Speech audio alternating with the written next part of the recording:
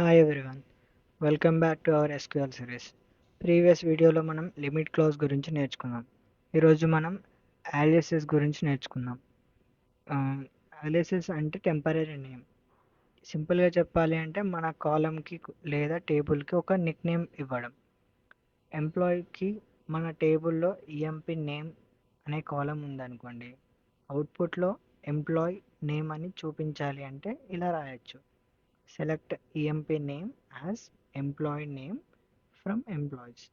ఇక్కడ కాలం ఒరిజినల్ కాలం name change అవ్వలేదు, అవుట్పుట్లో మాత్రమే ఈ ఎంప్లాయీ నేమ్ అని డిస్ప్లే అవుతుంది. యాజ్ కీవర్డ్ యూజ్ చేయకుండా కూడా అలియాస్ ఇవ్వచ్చు, కానీ యాజ్ యూజ్ చేయడం రీడబిలిటీకి బెటర్.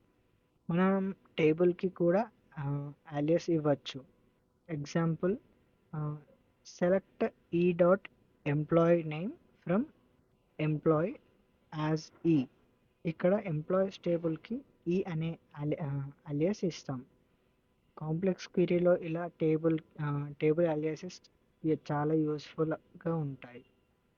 ఎట్లా గుర్తుపెట్టుకోవాలి అంటే, అలియాస్ అంటే టెంపరీ నేమ్, యాజ్ అంటే అలియాస్ క్రియేట్ చేయడానికి యూజ్ చేస్తాం.